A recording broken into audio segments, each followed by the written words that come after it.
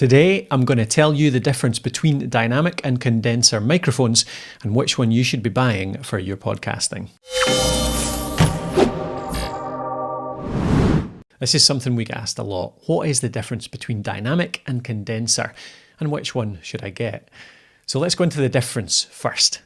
Condenser mics are a lot more sensitive than dynamic mics. The idea is that a condenser mic goes into, a professional radio studio, a treated room, a place that is quiet as anything.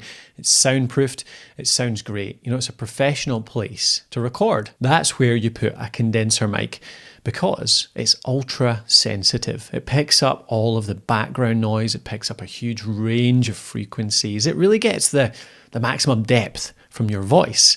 So your voice sounds great on a condenser mic. It just picks up everything.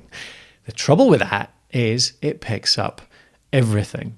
So if you're in a room that's not well treated, there's a bit of reverb, there's a bit of background noise, there's anything going on at all, condenser mics will pick that up entirely. So essentially, condenser mics are for if you have a place which is really quiet, well treated, no reverb, no echo, any of that kind of stuff. If you've got a place that you can record on a permanent basis that's really well treated, really well soundproofed, a condenser mic will get the best from your voice.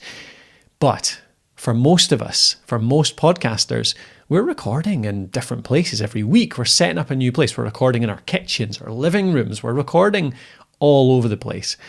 And so a condenser mic's not ideal because it'll pick up, the echo from your kitchen or the fan running in your living room or the trucks driving by outside your bedroom, whatever it is. And in that case, a dynamic mic is better because dynamic mics, they're less sensitive. They pick up less background noise. They're sometimes more directional. You do get dynamic microphones that are quite directional, as in they'll only pick up noise in front of the microphone and cut it out behind. It's like it's a cone, a beam of light sticking out the front of that microphone. And that is the only area where it picks up noise, or at least it's the area where it picks it up most strongly and it cuts it out behind. So, pros of dynamic microphones, they work in noisier situations. They work in worse recording places. So if you're recording in places that aren't sound treated, there's a bit of background noise, then a dynamic mic is better for you. Now, I said that condenser mics can give you a better sound, but there's a lot of dynamic mics out there that give you a great sound for your voice as well.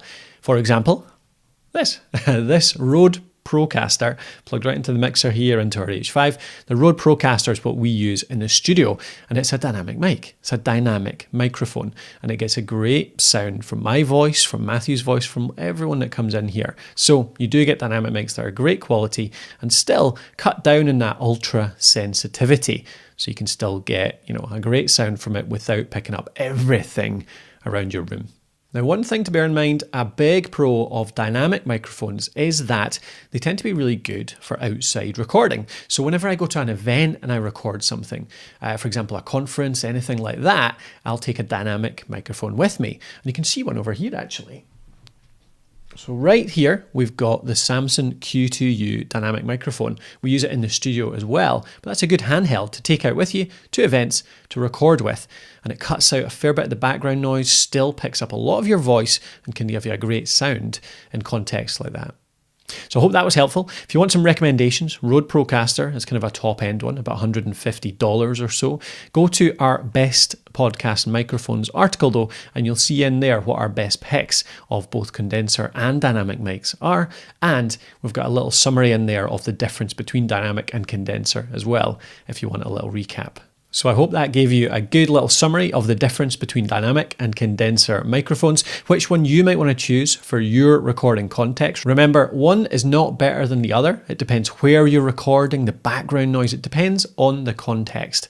So it's up to you to choose depending on where you'll be recording most often, and I hope this has helped you choose.